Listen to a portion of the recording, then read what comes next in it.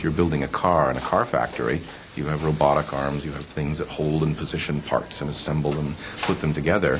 And we can scale that concept down to the molecular range. We can hold and position molecular parts and assemble them.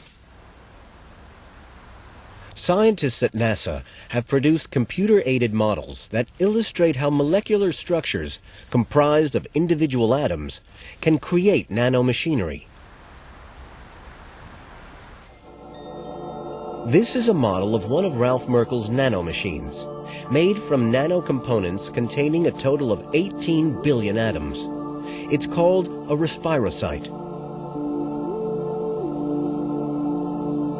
Respirocytes could be injected into an astronaut's bloodstream, where they could work as artificial red blood cells and be utilized as an alternative man-made source of oxygen. Merkel's next challenge is to make enough respirocytes for an adequate dose. Go to any forest. It's covered with trees. And each of those trees began as a single seed, a single device, a cell that made copies and made more copies and restructured itself until it was a tree. The manufacturing methods Merkel is proposing mimic nature's system of self-replication. In nature, cells divide and multiply, producing millions of identical copies. In Merkel's factory, machines will be created to reproduce any number of clones of themselves. This self-replication technique will enable Merkel to make an endless supply of his mechanical nano-inventions to work as artificial blood cells. The possibilities seem endless. The simplest way to think about this is to say, well, today we can make almost nothing, and in the future we'll be able to make almost everything. With complex man-made construction possible on the nanoscale, the most fantastic visions could become a reality, and the world will never be the same again. But science has another problem to solve. How will these machines be made to work? We need to find a way to provide power at the nanoscale. Nature is the current world leader in the field of nanoconstruction. Within every living cell, nature has provided a mechanism to produce fuel, bringing nature's nanomachines to life. The fuel is called adenosine triphosphate, known as ATP. Adenosine triphosphate, or ATP, is the fuel of life. Virtually every living system uses this fuel. It's like gasoline to a car. Without this fuel, life wouldn't exist. Not many of us have heard of ATP, but without it, our bodies wouldn't work. ATP is made inside the muscle cells, providing fuel to make the muscles work. Every day we burn half our weight in ATP to keep us alive. In 1997, Montemagno set about creating a nanomachine that would be fueled by the richest and most widely used source of power in existence. Now, what I look at is I say, oh, this fuel is the basic fuel for all life, and so I'm going to use this fuel and power up my own machinery. His team take a tiny sample of muscle tissue containing billions of cells rich in ATP. Each muscle cell within the sample requires only the tiniest amount of fuel. The fuel is made one molecule at a time in a chemical factory. This nanoscale machine, measuring about 40 nanometers wide, works like a pump and looks like an electric motor. Montemagno planned to attach a metal propeller many thousand times bigger than the pump itself to create a fusion of the man-made with the organic. Using a combination of complex genetic engineering and simple chemistry, Montemagno's team worked at it.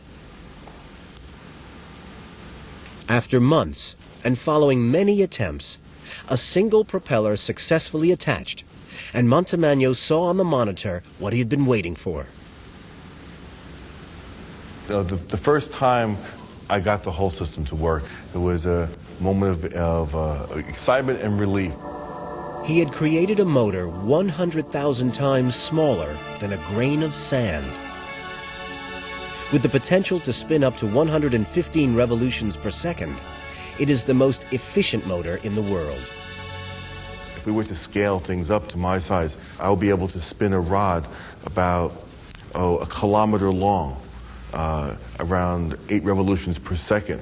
So the amount of force and energy that it produces based upon its size or volume is tremendous. With a little help from nature, science has created a nanomachine component which paves the way for a new future medicine.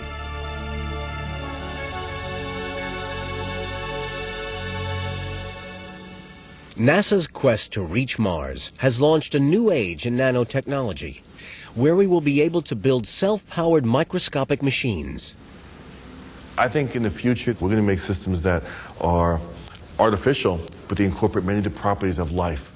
Instead of having a hearing aid and you're clapping on a battery, you make a machine that you insert and you have an artificial ear.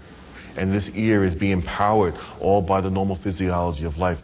So no longer are you replacing batteries, but it becomes fully integrated into the living cycle. Montemagnio's proposal for an artificial ear in direct communication with our nervous system is not only powered by our body, but can even be repaired by nature when things go wrong. A nanomachine will integrate with the inner workings of our ear. Montemagno believes that in the future, we will produce nanomachines to integrate with the eye. An artificial retina could be made to work like the real thing and enable the blind to see. A nanomachine linking the outside world through the optic nerve straight to the brain. The opportunities that exist are phenomenal.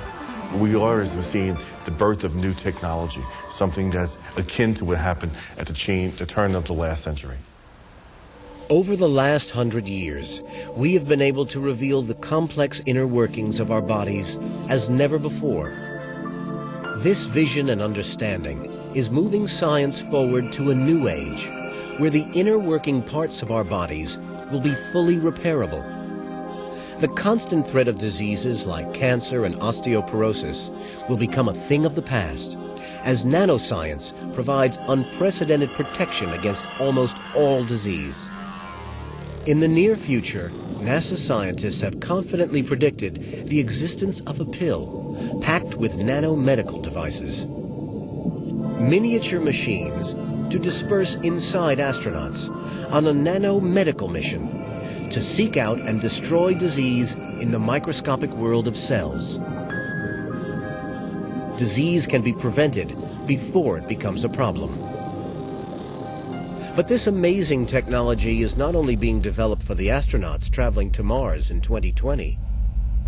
It is set to revolutionize medical care here on Earth. I hate sitting in the doctor's office for 2.5 hours or 3 hours waiting for my 10 minutes with the individual. I would much rather be able to swallow something that I know is in my system all the time, that are basically going in and out of my cells, be able to detect a change right there, and then somehow tell me so that I will have sort of state-of-the-art medical care 24 hours a day.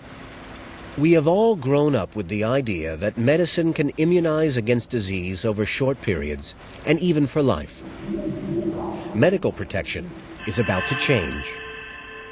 In the surgery of the future, we will receive billions of nano-sized medical machines. So while we play, the nanomedics will be protecting our bodies. Medical protection as we know it is about to change forever. In 50 years, you might walk into the doctor's office, take a pill, have a single shot, walk into another room, be scanned by a non-invasive piece of instrumentation similar to an X-ray, have the doctor say to you, I see there a signature that says you have disease coming on.